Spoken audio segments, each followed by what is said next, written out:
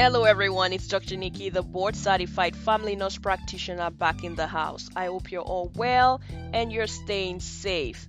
In today's episode, I will be talking about inflammatory bowel diseases, IBD, inflammatory bowel diseases, IBD.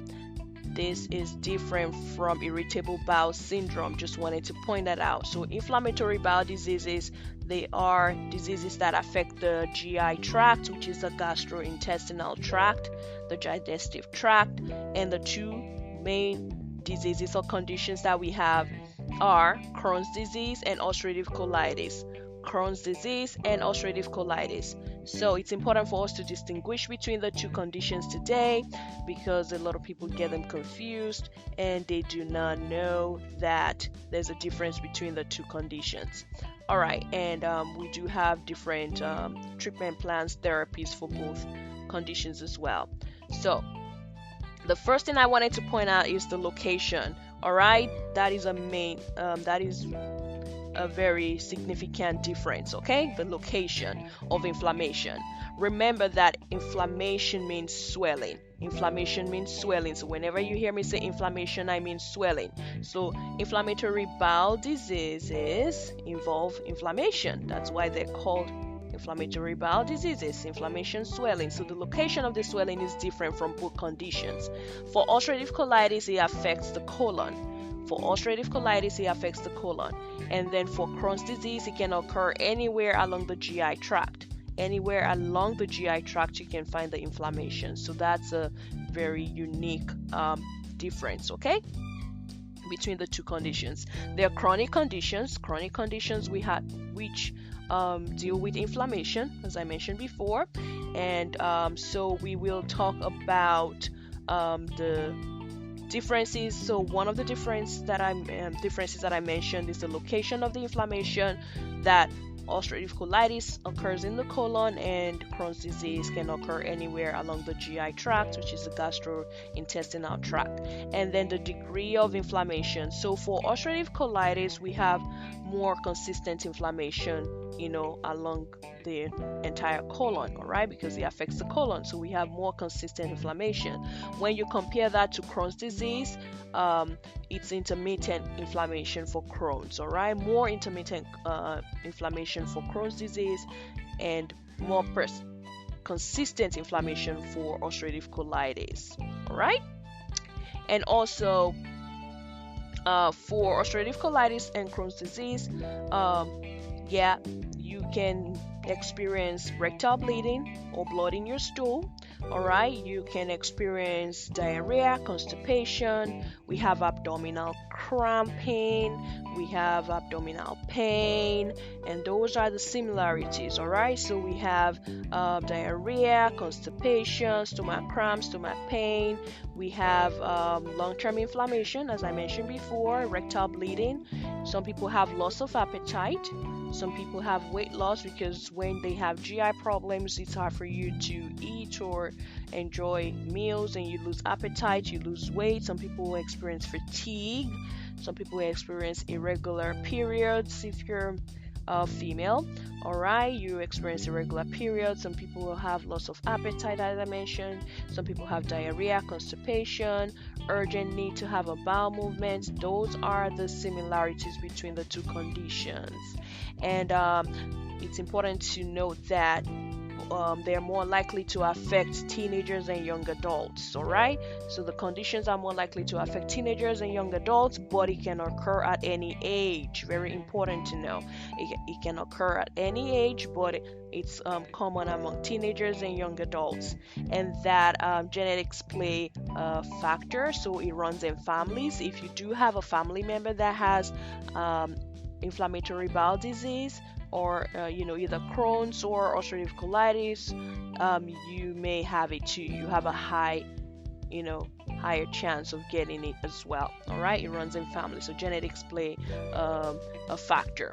All right, and then there's no favoritism between female or male, so it could affect both genders equally. All right, so you know how some diseases you say it affects females more than males, it affects males more than females. No, this one, it can affect both genders equally. All right, so And also, as I mentioned before, there are chronic conditions, all right, and they affect the GI tract, gastrointestinal tract.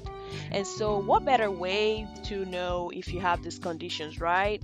Other than when you go in for a colonoscopy. So, when you do go in for a colonoscopy, they can tell you what you have, all right? So, diagnosed with colonoscopy. So, when you go in for colonoscopy, they will be able to tell you if you have bowel, inflammatory bowel diseases, or either Crohn's or ulcerative colitis at that point. And also for treatment plan, the treatment varies. All right, treatment plan is based on the severity of your symptoms and what's going on with you. All right, so it's important that you let your doctor know about your symptoms and how severe they are. Also, it's important for your doctor to know about your medical condition as well. So please see your primary care provider or a GI specialist who is known as a gastroenterologist for appropriate diagnosis and treatment of your condition, please. So yes, so the treatment plan vary. Okay, the treatment plans vary, and it depends on the severity of your inflammation. It depends on some factors. So they may put you on medication. Lifestyle change is very, very important. All right, dietary and lifestyle change is very important. They may put you on medication as well, and then surgery may be recommended as well. All right, so for lifestyle modification, diet and lifestyle modification, we're talking about certain types of food that you should be eating or avoiding, all right, when you have Crohn's disease. All right, so yes, please and please be careful of the types of food that you eat so that you do not experience flare-ups, you do not experience aggravating symptoms. All right, so they may tell you to start eating certain types of foods, certain types of diets, all right, while you have this problem. Okay, so diet and lifestyle modification plays a huge role, as well as medication. You may be put on medication, then surgery. You may have to have surgery. It may be recommended to you. All right, so for medications, we have steroids, corticosteroids. We have anti-inflammatory medications because it helps to treat mild or moderate episodes of Crohn's disease and prevent flare-ups, as I mentioned before. We have immune suppressors. We have antibiotics because it may lead to infections. Crohn's disease can sometimes lead to infections in the GI tract, gastrointestinal tract, and so they may prescribe you antibiotics for that. And then over-the-counter medication, you can help you manage symptoms of pain and diarrhea. Some people, as I mentioned before, they have diarrhea, constipation. You may have abdominal cramping or pain, so you may use over-the-counter medication for that. But please discuss these options with your doctor. Discuss these options with your gastroenterologist, your GI specialist first. All right, and so yeah, there are many medications out there that you may use to manage your symptoms. All right, so as I mentioned before, surgery may be necessary. All right, you may require surgery if the symptoms are very severe and none of the other alternatives are working for you. You may require surgery. So it's up to your doctor. It's your team. You, your doctor, your specialist, you work together as a team and you determine the best course of treatment for you. All right, so surgeries that that typically they recommend include like colectomy, which is in very severe cases of Crohn's, your colon may have to be removed. All right, in very severe cases, your colon may have to be removed. And then we have ileostomy, colostomy. All right, we have minimally invasive procedures that you may have. We have resection that may be done. All right, and so yeah, it's important that you discuss all this with your doctor, because then they will be able to explain everything in detail with you and also determine the best course of treatment plan for you. All right, So let us talk about you finding out this diagnosis. Now you find out that you have ulcerative colitis or you have Crohn's disease. Please do not panic. The best course of action is that you sit down with your doctor or your specialist, and you talk this through.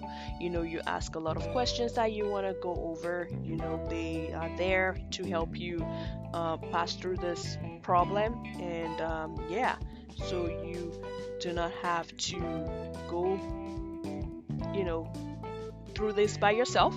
So talk to your doctor, make sure that you are on the same page in terms of what the plan is for you after you've been appropriately diagnosed. All right, make sure that you're on the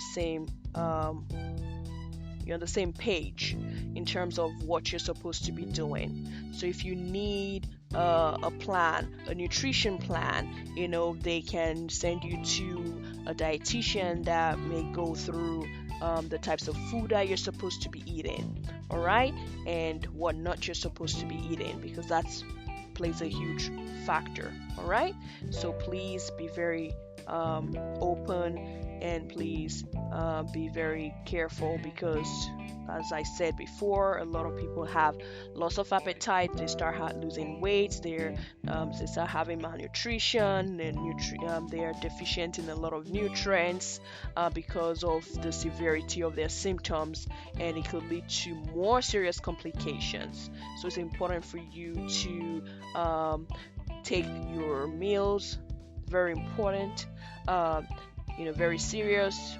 Food preparation is important. You can try eating smaller meals daily, instead of large meals. It's encouraged you eat about 4 to 6 small meals daily instead of huge meals. All right, you want to stay hydrated. You want to keep drinking enough water. When you drink water, you will notice that your urine is lighter in color and not concentrated. All right, that's how you know that you're drinking enough water. So drink lots of water, stay hydrated, eat smaller meals, drink slowly. All right, prepare your meals in advance if you have to. Use simple cooking techniques, and I do have another episode on how to cook healthy meals. All right, you can boil, grill, steam, poach your meals, whatever you're cooking. All right, and then you can try and keep a journal that will help you to see if you have flare-ups and what has caused it. All right, so you can keep a food journal to keep track of what you eat and any experience or symptoms that you experience, because that's important to note that the types of food you eat, and if you experience any symptom, you write it down for your doctor. All right, so please, the goal is that we want to manage your symptoms. We want to reduce your flare-ups or even prevent flare-ups, and we want to reduce or help you reduce your inflammation as well. All right, so that's very, very important. So you want to note that some foods may trigger cramping, more bloating, diarrhea, and those are the things that you want to write down in your food journal, like when you eat certain types of food, what happens.